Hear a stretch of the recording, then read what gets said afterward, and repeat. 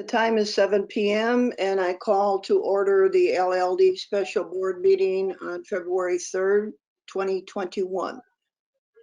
The Lisle Library District recognizes Governor Pritzker's Executive Order number 2021-01, which extends Executive Order 2020-07 as amended by Executive Order 2020-33 and Executive Order 2020-44, the January 8th, 2021 Disaster Proclamation, and the Government Emergency Administration Act number 100-06-40, which suspends certain requirements of the Open Meetings Act, allowing library trustees to participate remotely. All motions will require a roll call vote. Roll call, please. Marjorie Bartelli. Here. Thomas Duffy. Here. Thomas Hummel, absent. Karen Larson. Here. Jenny Norton.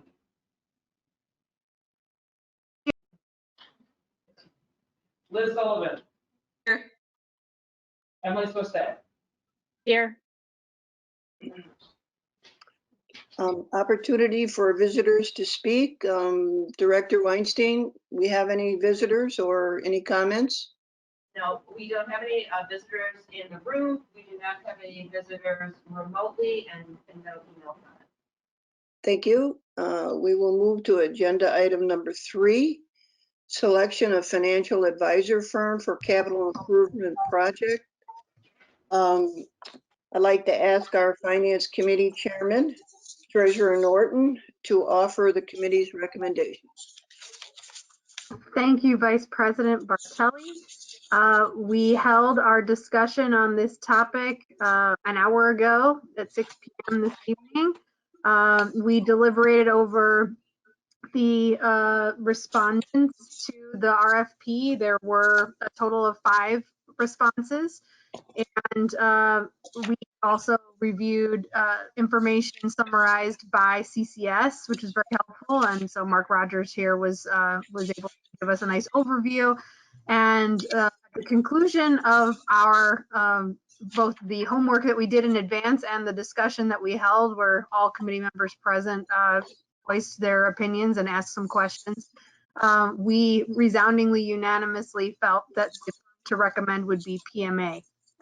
And I'm happy to take questions on any of the specifics. And we can, of course, turn it over to CCS to give you a broader but still succinct overview. But it was quite nice in a way that we all, although offering slightly different perspectives, all really felt strongly positively about one of the 5. Not that any of the other 5 were not qualified or, would not have been good choices, but, we had very good options to choose from already. And so this was about choosing what we felt was best.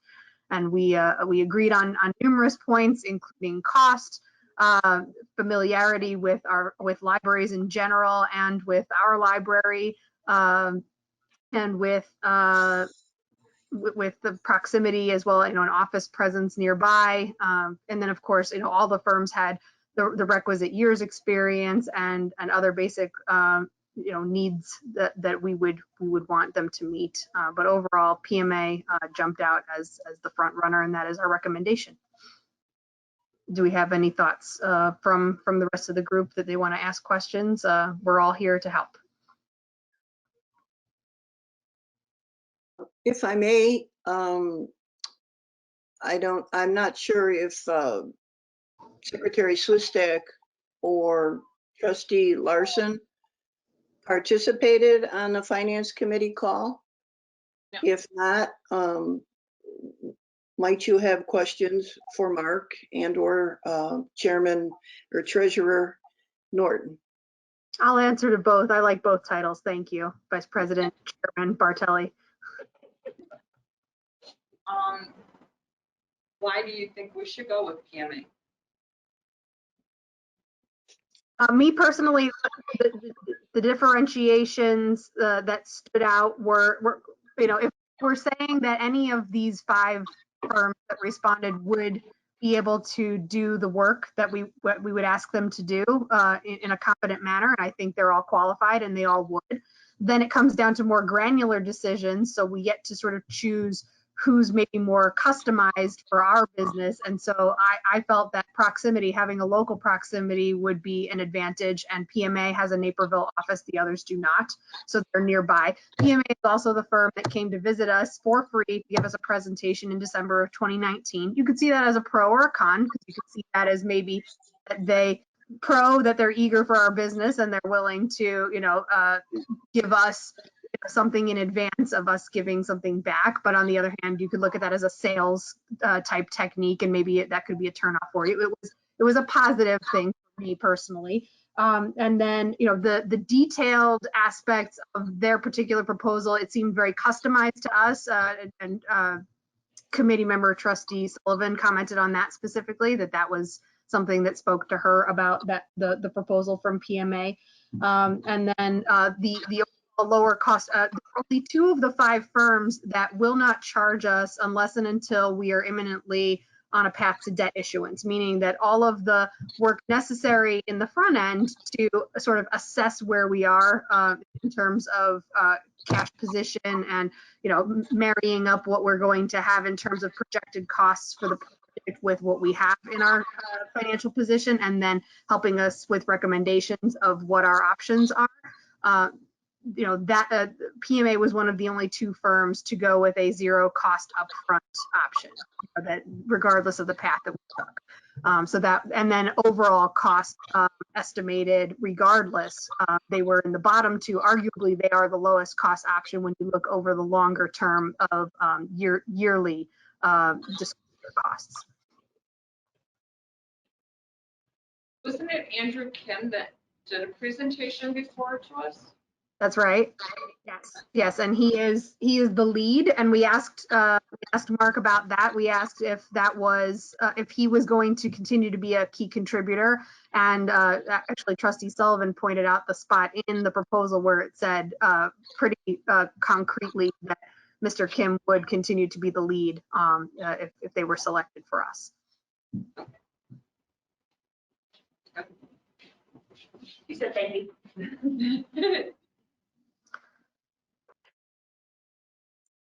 I'm just going to take a moment to say I appreciate all the work that the Finance Committee put into this process. I really like the fact that the committee came out with a unanimous decision, and I feel really confident in the selection that they are bringing forth to us tonight. So I don't have any other questions after hearing Treasurer Chairperson Norton's answers to Trustee Larson's questions, and then also her overview at the beginning. So thank you. If I might, I have some questions. By all means. Okay. I'm wondering about the comment, Mark, that Piper has her own trading desk. And you indicated during the committee meeting that might be a fiduciary problem. No, it wouldn't be a problem. What they would do is their underwriting desk would not underwrite any debt issuance. So that's where we were saying it's not really a pro or a con. And a firm that offers it will tell you it's a pro because they know what's going on in the market. A firm that doesn't offer it will tell you, well, it's better that they don't because there is no conflict of interest. The conflict of interest goes away when that firm does not underwrite any debt issuance. So that's how it would work if the library decided to go with a firm that did underwrite debt, that firm would not be allowed to underwrite your debt. Okay. Also, we're probably not at the point yet where we would talk about whether the issue would be a negotiated sale or we would do competitive bidding, because the reason I asked that, my experience with these firms when I was working in the early pandemic, most public sales of munis are through a negotiated sale. Okay, I don't know how our financial advisor would choose to go, but then you have to select an underwriter, and you would need necessary qualifications of the underwriter. So that is an important part of the whole process. Do you have any idea what the cost of an underwriter is? Because one of the firms, is an underwriter. And previous to your comments, Mark, I was not aware that there was a conflict, because a firm as large as Piper, they have financed, a lot of debt, and they've done both, to my knowledge. I could be absolutely wrong, but in my past dealings, I did have dealings with Piper and some of the other firms that were presented this evening, and that was not an issue. So I'm just trying to, as far as cost goes. Sure. So I'll take it a step back, and when it becomes an issue and when it doesn't, hopefully it helps clarify. So with this process, we want someone, whoever is working with you, your financial advisor, they're going to have a fiduciary commitment to you. In other words, they're going to lay out the options of what is best to go down the path of. Is that competitive? Is that negotiated? Is that a private sale? Negotiated, you are correct. A lot of times that is a underwriter that you have to, you're selecting underwriter, but that is no longer competitive. Now, I will allow whoever you select, the financial advisor, to go down the path and the nuances and everything else with it. The municipal advisor really is one to do that, but you want your financial advisor to advise on all those options. So we'll let them do that. And we did hear actually in our clarification calls, and Dr. Weinstein can speak to this a little bit as well, that it really depends for every entity on your financial situation on how you want to proceed.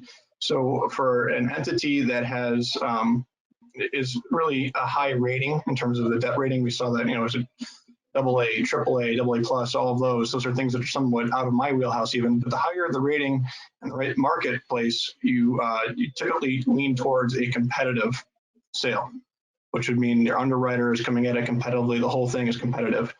Negotiated is typically some of the lesser risk, and like you said, depending on where rates are, it would fall differently from every municipality or municipal entity. So we'd allow the financial advisor to select which way, or not select, we'd allow them to give you options for you to then to select what method you want to use. In terms of any conflicts, if you have a financial advisor who is by I don't want to say law, but by act, there's a municipal, the Frank Dodd Act, and I'm sure Vice President Bartel, you're aware of that and probably know it better than I do. But they put that in place, and now there's a municipal advisor by law that, what you have to follow. And that municipal advisor is a term that we're going to be bringing on as a financial advisor. They do have the fiduciary duty to you. And so if you are using them for underwriting, you're not being competitive with the underwriting fees then. So at that point, you want to have that at arm's length essentially, and not really have it in this financial advisor role. Does that answer your question or no? Yes, it does. Okay. I believe that Piper also was the only firm that had its own trading desk. There was one other, and I believe it's PFM Financial. I don't know that I'd call it a trading desk, but they did underwrite. Right. Yeah. Well, in the old business, you called it a trading desk. So, and that does give you the benefit of real time, which is one of the features that I liked about Piper, besides other. But again, I'll echo Secretary Swistak's comments that I think the Finance Committee did a great job in reviewing and going through and answering a lot of questions that I had. So I'm comfortable with the recommendations, the way I heard the Finance Committee. And Any other discussion from anyone? Okay. I will ask for a motion to choose a firm.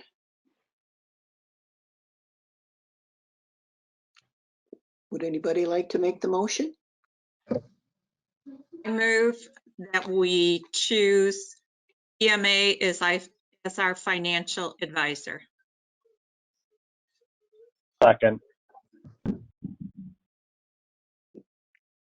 All in favor? Roll call, please. Sorry. Roll call. Liz Sullivan, Aye. Thomas Duffy, Aye. Karen Larson, Aye. Jenny Norton, Aye. Emily Swistat, Aye. Marjorie Bartelli, Aye. Motion carried.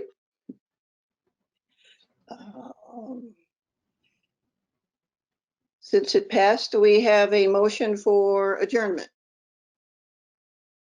I move to adjourn. Treasurer Norton, I second. who has the second? Any discussion? Roll call, please. Liz Sullivan, Aye. Jenny Norton, Aye. Karen Larson, Aye.